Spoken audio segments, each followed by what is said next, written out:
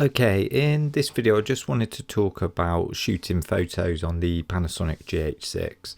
And if you've watched my videos, then you know that I do a lot of kind of video work on the GH6, but also I do paid photography work with it as well. So, you know, I do product and pack shots for people, as well as I'll do sort of property photos as well, and I've got a video about that, so I'll link up to that in the corner. That's more about kind of exposure bracketing and working with the camera in that way, which can be, you know, really useful to produce kind of HDR images.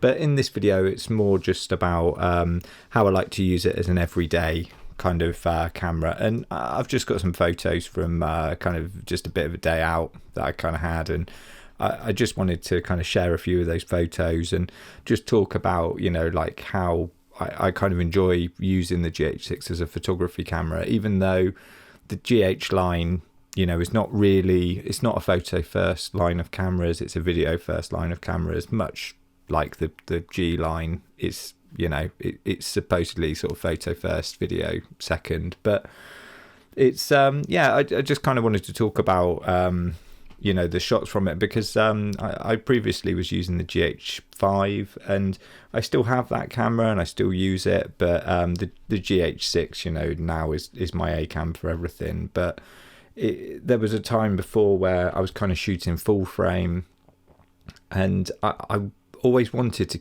try and do paid work on the GH5 where there was photo work involved, but I always found, unless you're in sort of quite ideal scenarios for shooting, the GH5 was a little bit lacking sometimes with shots, and they needed a lot of work to kind of tidy them up. And I don't find that so much on the GH6. I find it's got a nice, you know, the pictures are quite a lot cleaner, and there is a little bit of work that I'll always do in post with images, but yeah, I just kind of I'm a lot happier with the kind of final images. And coming from you know, I used to shoot Canon full frame before that, and it's quite difficult once you're really happy with the picture quality and then to sort of jump backwards. So I think now with the GH6 it sort of takes me to a point where I'm confident to go out, shoot pictures, and I know the quality is going to be there, and you know, it's workable for me. I might need to do a little bit of work in post, but I know it's going to be you know, pretty decent. I mean, these shots essentially I just sort of went out. This isn't, you know, like paid work or anything. I just took the camera out with me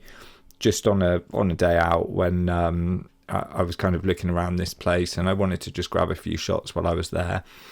And I wasn't obviously setting shots up as such. I was getting them fairly quickly on the move, and you know, the camera did a really nice job with getting the white balance more or less right on most of these shots. Some of them in quite challenging situations where you've got quite yellow light really above the animals, and then you've got these sort of backgrounds that are mostly just kind of all kind of earthy tones. You've got browns and beige and you know, black in the shot, sort of yellowish.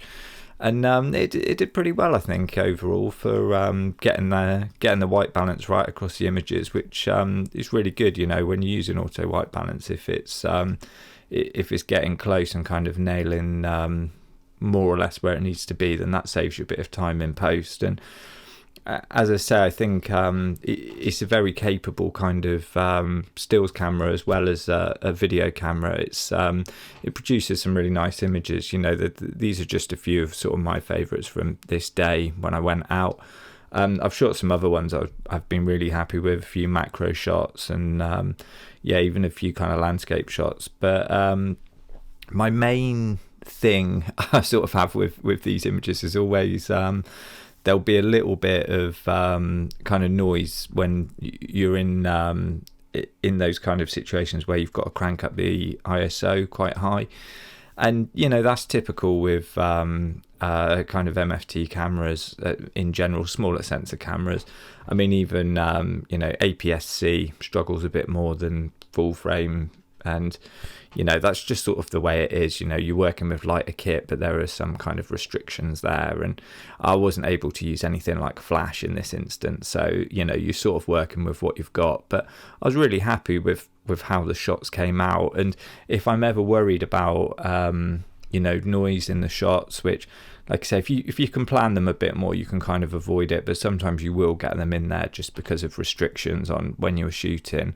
And what I tend to do is I will do my little bits of color correction in Lightroom, and then when I'm happy with them, I'll actually come out into Topaz Denoise. And, you know, that's not to say that Denoise is the best tool out there to do this. There are many different tools out there that do photo denoising, including Lightroom itself. Actually, it has a denoise feature in there.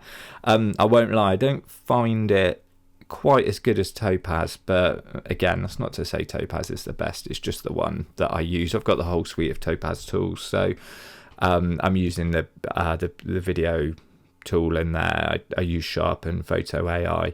I find it's a good kind of a good set of tools. But yeah, just as like an example, you can see here, just in some of these shots, they're quite noisy, and like I say, it was a little bit unavoidable because I just couldn't nail down the settings in a better way with the time I had. And you can see even with that, where it's quite grainy, it does a really nice job in there of kind of taking that out. It just sort of takes out those kind of trouble areas, which you can kind of see up there. I don't know if this is a bit too small really for you to kind of see what's going on, but you can kind of see as I click down, it brings back the old image, and there's obviously the before image here and the after image. So just does a nice job around those kind of areas. And you'll be able to see it here on a slightly darker image. Again, it's you can see there's kind of quite a bit of noise just around the dark areas of the water, and it just does quite a nice job just kind of smoothing all of that out. And you know, that's not to say that I dislike the original ones. You know, having a little bit of texture in there is fine. It's, you know, it looks all right. Sometimes that might be the look that I kind of want with it, but it's just to sort of say, you know, if you are worried about having noise in the shots, there is solutions out there to kind of get you around that. And you know, like I say, working with the ISO in a better way is what you want to be doing, really. I have done a video about that, you know, keeping the ISO down and sort of avoiding noise in images, but yeah, it's not always possible. But yeah, it was really just kind of just a run through, just to kind of talk about, you know, how I'm enjoying it for photography, and just seeing if, you know, there are other people out there kind of shooting with it and using the GH6 as a photography camera. Because like I say, I know it's really, you know, it's a video first camera, but I find it is just like it's a really capable camera for photography. You know, it really brings in like really nice detail into the shots, and there's good kind of definition between parts of it. I just think it's really good. The new sensor has really brought something to it. So it's yeah, it's a good camera to work with for photography. So yeah, if you're using it for photography, let me know in the comments, because I'd be interested to know who's out there kind of shooting on it. And yeah, if you found this video helpful, give it a like. If you want to see more content like this, then please subscribe.